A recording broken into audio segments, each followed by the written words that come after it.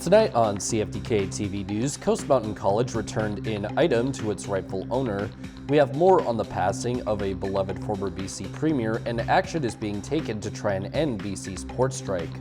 Northwest BC's only television news team. We are CFTK-TV News.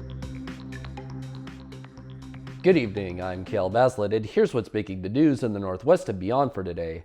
To begin, a recent announcement revealed that as of this Friday, November 15th, no parking will be allowed on city streets in the city of Terrace until April 1st.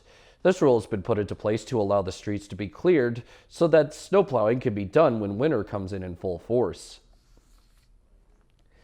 The Terrace RCMP recently published a report on an incident that took place back on October 19th and involved a white pickup truck driving without its taillights on, and it was behaving irregularly. An officer conducted a traffic stop and discovered a female driver showing some signs of impairment and a pair of passengers.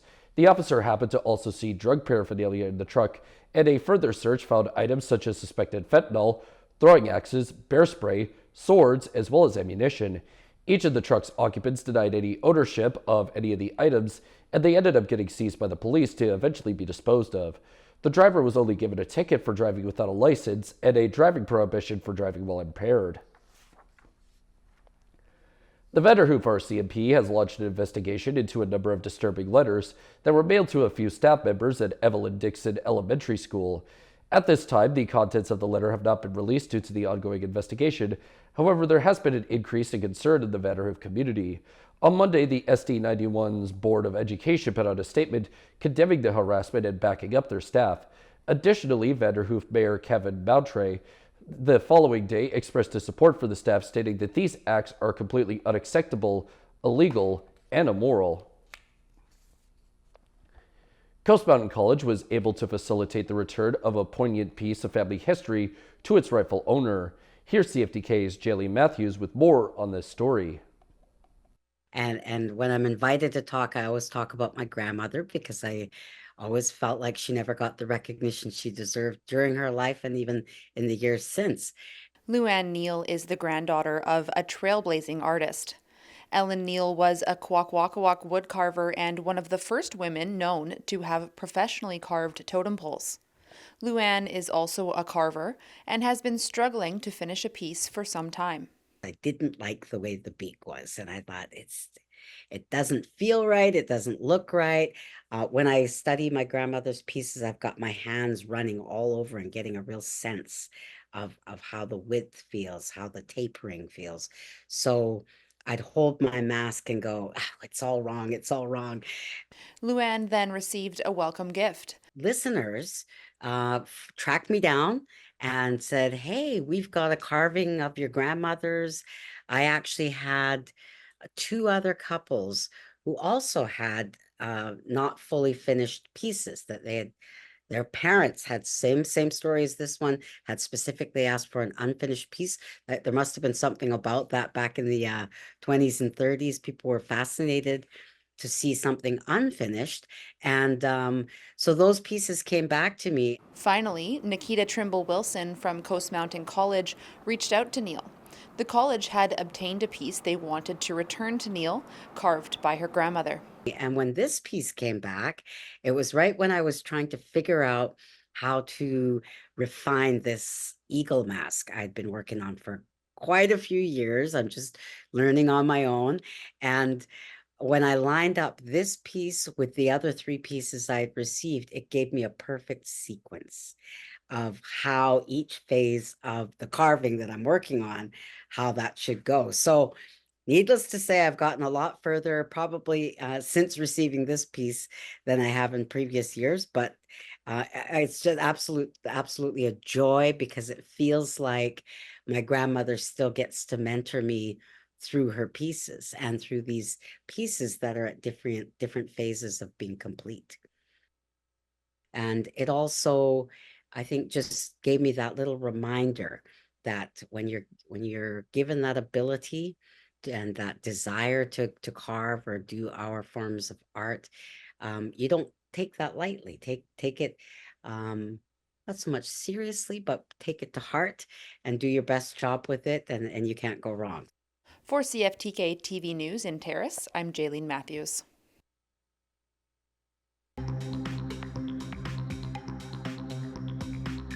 Coming up next, one strike might be ending just as another begins. Welcome back. Over to some sad news that has sent shockwaves right across the province and prompted a torrent of tributes from former allies and rivals alike. Former BC Premier John Horgan died at 65 after a third bout with cancer. CTV's Rob Buffa reports more on this tragedy. John Horgan, the only two-term NDP premier in BC history, died today at 65 years old following a battle with cancer. The hugely popular leader already being remembered as the people's premier. There's only one John Horgan. He's a remarkable human being, the way that he had the ability to connect with people. Following the 2017 election, Horgan forged an alliance with the BC Greens, giving the NDP power for the first time in 16 years and making the once reluctant leader premier and earning friends on all sides of the aisle. Not your normal politician. What you saw with him is what you got. He was authentic. He showed leadership by empowering others around him. He rolled the dice, calling a snap election partway through the pandemic and won a second term and a supermajority, a strong endorsement of his steady leadership during the pandemic. He's a remarkable person, a really remarkable person. Horgan left politics in 2022 following his cancer diagnosis, transitioning to be ambassador for Canada to Germany. He leaves a political legacy that includes eliminating MSP premiums and enshrining the United Nations Declaration on the Rights of Indigenous People. But for many, his character is what looms largest. A sparkling sense of humor, passion for Star Trek, and the occasional choice word in a moment of frustration. Colleagues fought back tears remembering a man who cared deeply about British Columbians, was honest and real. I think as someone who really loved this province. Longtime colleague Mike Farnworth planned to see Horgan at hospital this morning, but just missed saying goodbye. I was called this morning and told that he passed. Horgan, partner to wife Ellie for 45 years and father to two grown sons, Nate and Evan. His relationship with his family, his relationship with Ellie is one of the most moving things you could imagine, I think. Former adversaries like Premier Christy Clark, toppled by that NDP Green agreement, today spoke of his common touch. He had the gift of connecting with people. He made people feel good about, to the extent possible, about what government was doing. And those he mentored, myriad, including Premier Eby. I think for many British Columbians, he made them think differently about politics and about politicians. He was accessible, he was fun and funny, and he was called Premier Dad. Housing Minister Ravi Kahlon worked as a Horgan staffer. It didn't matter if you were left, right, center, up or down. People appreciated John. They appreciated the way he handled being premier. Ravi Parmar, now the MLA in Horgan's former Langford riding, was mentored by Horgan since he was a kid. I first met John Horgan when I was in grade 5 a long time ago. Little did I know how much that interaction at a young age would mean to me. I've worked every day over the past year and a half to try to fill his shoes in Langford, but there's no way that you can fill those massive Doc Martens. The man who led the NDP out of the political wilderness, steered the province through a pandemic, most missed already for his down-to-earth decency, somehow befitting a beloved leader and premier who preferred being called John from Langford. Robert Buff from CTV News, Victoria. Lockdown foremen say they'll file a charter challenge after the federal labor minister ordered binding arbitration to end a bargaining impasse at BC ports. CTV's Ben Bilger has more on when cargo might start moving again and the ongoing economic fallout. Cranes remain idle at ports across the province, despite an order from the federal labor minister calling for binding arbitration between the BC Maritime Employers Association and locked-out dock supervisors. We are at a total impasse, and the way forward is not clear. The duration of the disputes is not clear. The work stoppage began last Monday after the union gave 72-hour strike notice threatening to refuse overtime. The employer responded by locking out the 700 foremen. According to the Vancouver Board of Trade, the 9 days of labor strife has already disrupted more than $6 billion in trade. It couldn't happen at a worse time. We are at the beginning of a very busy holiday season. A lot of small and medium businesses relying on those shipments to come through the port to fill their shelves.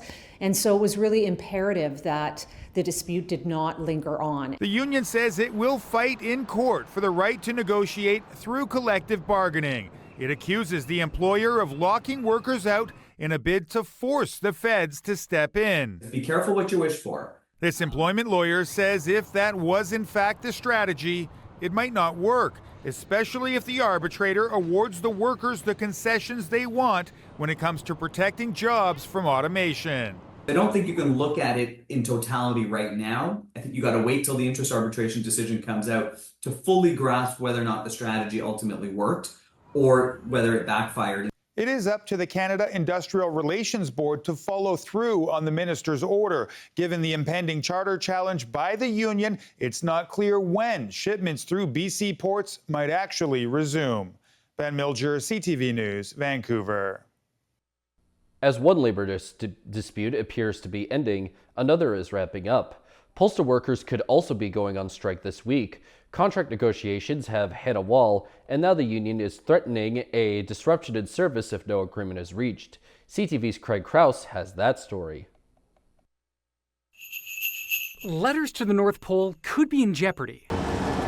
With just over 40 days until Christmas morning, the union representing Canada Post employees issued strike notices Tuesday morning. I haven't decided how the strike would look. Threatening Canada Post with 72 hours to get a deal done or risk employees going on strike. We're trying to get a fair wage. We're trying to improve health and safety issues. We're trying to ensure that we can retire with dignity with our pensions, as well as expand the public post office. Canada Post's latest contract offer included annual wage increases of 11.5% over 4 years. It also offered protection of a defined benefit pension for current employees, as well as job security and health benefits. But that was rejected. It seems that they've been bargaining for about a year. So basically, it seems like the bargaining is not moving as fast as at least the union wants. So they're basically putting some pressure. Pressure as the holiday season gets underway, something Canada Post says they're at the table and want to get a deal done without arbitration, as they admit their business model is struggling. And we've gone from 5.5 billion letters almost 20 years ago to just over 2 billion letters. There's still mail in the system, but it ain't what it used to be. Our parcels have been declining. We've lost $3 billion over the last 5 years, so there's only so much we can afford. Delivering a quarter of the country's parcels, a number that could take another hit as small businesses turn to Canada Post's competitors. Canada Post workers are playing with fire right now because every time there is a labor disruption, more and more of their customers seek other alternatives to Canada Post, which increasingly exist, and then they never come back. And the Canadian Federation of Small Business says that British Columbians living in rural areas will be affected the most in this, as many communities rely on this traditional service. Now all eyes will be on negotiations as the clock is ticking down to reach a deal. Craig Crowe, CTV News, Vancouver. Turning to tonight's weather, the North Coast will be home to periods of rain and a low of 5 degrees. The Terrace-Kennebet area is likely to see periods of rain too, plus a low of 2 degrees. And the Bulkley Valley and Lakes District is supposed to get a chance of flurries or rain, while their low sits at -1 degree. On the North Coast, the next week or so will be home to essentially nothing but rain and clouds, while the high shifts from 8 to 4 degrees. In the Terrace-Kennebet area, the week for them should be even more rain-filled, but with some possible flurries as well, while the high bounces between 5 and 1 degree. And in the Bulkley Valley and Lakes District, the upcoming week will be made up of a sunny day and snowy/rainy days outside of that, as the high moves from 3 to -2 degrees. Checking out the highways now, visit Drive BC for the latest and up-to-date conditions, and as always, drive safe out there. On Highway 16, there is slippery sections, maintenance work, utility work, and construction work. Highway 35 has some slushy sections, and Highway 118 has some slippery sections too. Highway 37 has some slippery sections as well. Highway 37A has bridge maintenance. There is some construction work on the Nishka Highway, and the Telegraph Creek Road has slippery sections as well. And this is what the roads were looking like this afternoon around the region from the view of the province's highway cams.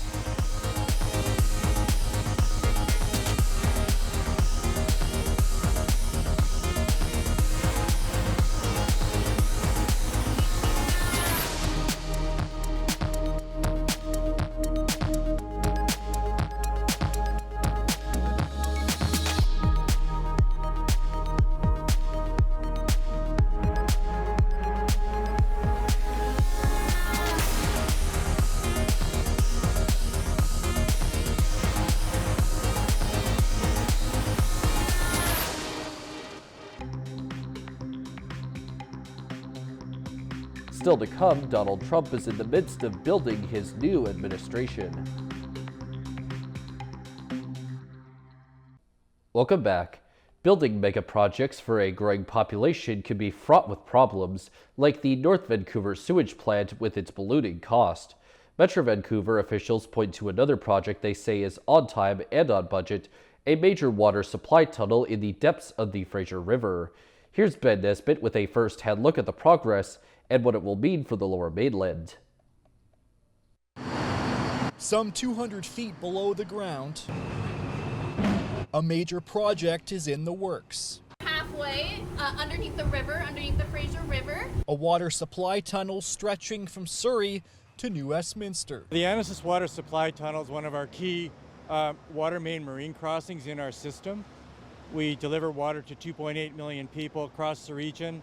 Metro Vancouver says it decided to change how its marine crossings are constructed after realizing older models would be vulnerable during certain natural disasters. This is one of several crossings in our system that's being designed and constructed to withstand a major earthquake, should it occur in Vancouver. It's also designed for future growth, as well as to protect our infrastructure from river scour marine activities. Construction began in 2022, while the tunnel boring machine was launched at the Surrey site earlier this year. The project began with a budget of $450 million. Officials say they're on pace to stay within it.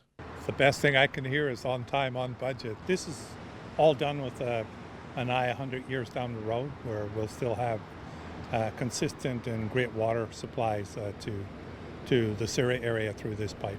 The tunnel will ultimately be around 2.3 kilometers long when they finish digging sometime next year. However, the project as a whole won't be complete until 2028.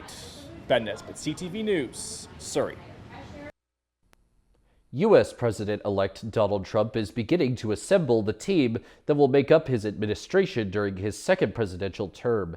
It will be made up of his staunchest supporters in order to help him usher in a new Republican era once the calendar flips to 2025.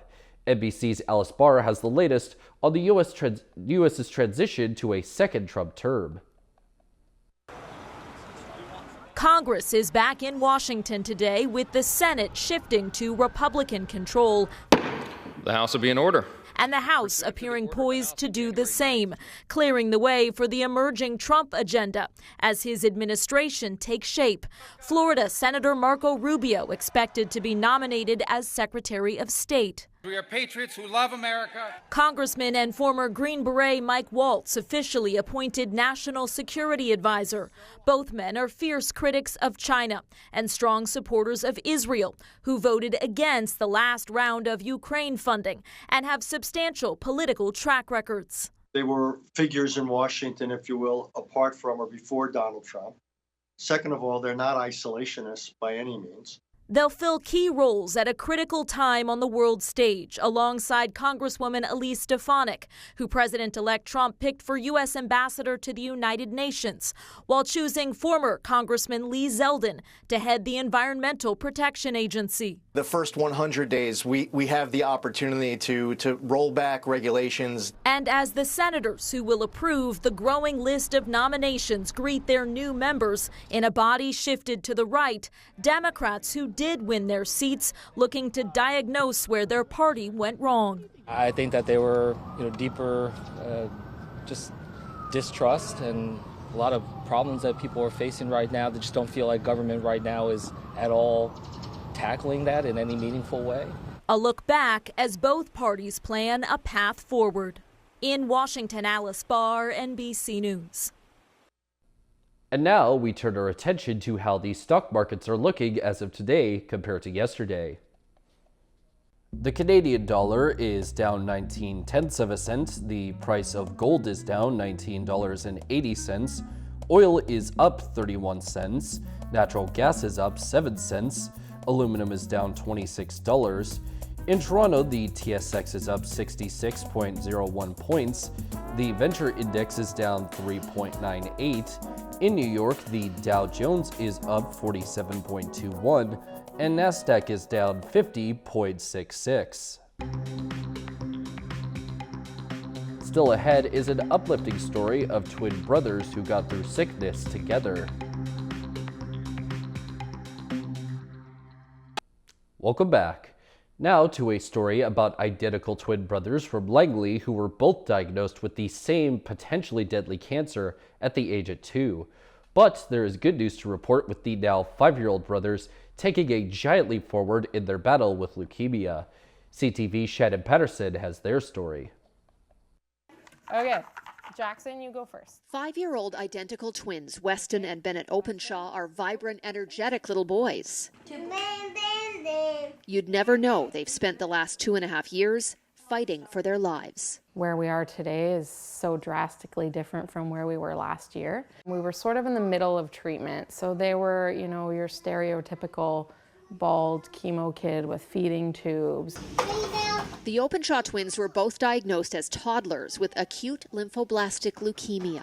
Once we got Bennett's diagnosis, we were 4 months into Weston's treatment. I knew how intense it was going to be, and I truthfully did not even know how I was going to be able to logistically do it. The dual diagnoses required near daily trips from Langley to BC Children's Hospital. It's hard to get through with one kid in treatment, let alone 2 simultaneously. You know, the beautiful thing about children is that they just roll with the punches, and they didn't even know their life was any different than any of their peers. And now they really are just like other 5-year-olds. They're both in remission and done treatment.